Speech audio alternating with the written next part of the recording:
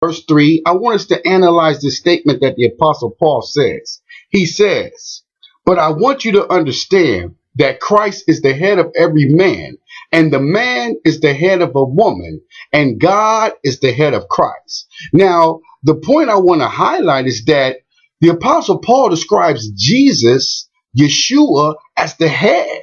He is the head. He is the nucleus of every man.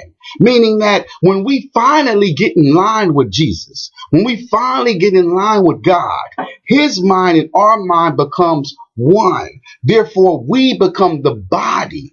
We are the body of Christ. The body does what the mind instructs it to do. The mind directs the body. So the ultimate goal is that you become synchronized and one with Christ, so that he can speak to you and he can delegate to you the right way. He can put you in a position to where you're actually saving somebody, where you're being a help and assistance. This is the ultimate goal. These are his sheep. His sheep follow his commands. As you know, the head is the command center.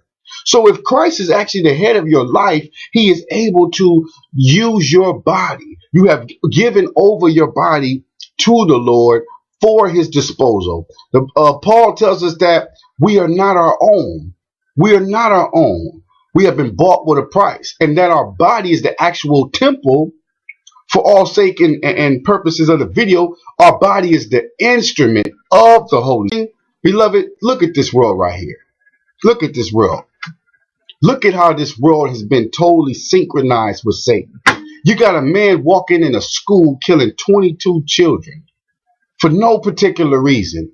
That's a mind that is synced up with demons. That's not even humanly possible. They have all kind of psychoanalysis, all kind of psychiatrists. They flew in all kind of people to try to analyze what was the motive behind him killing these senseless children who did this man no harm.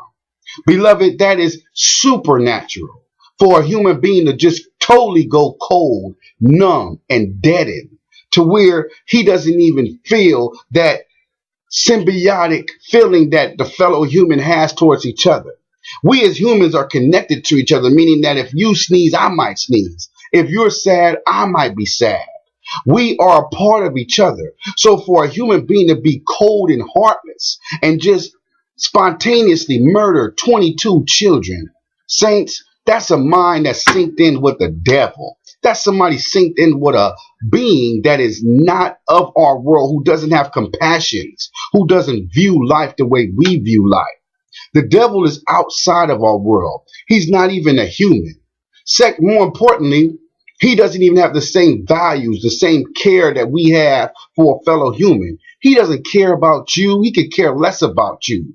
He's the same one that directs you to argue and fight with your spouse. He's the one causing you to fornicate against yourself, to go out here to these hotels with lewd men and lewd women. Next thing you know, you picked up a disease.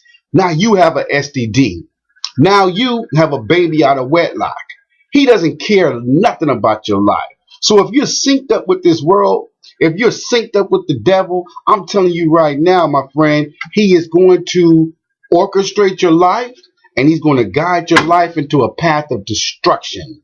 And ultimately, after he's pretty much dirtied and soiled you up, you won't be a vessel chosen for the afterlife to be with God in heaven.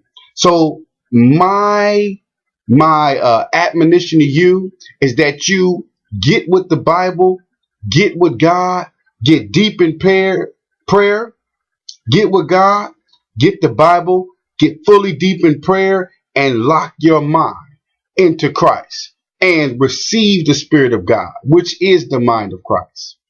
I love you, beloved. Shalom. Have a blessed week.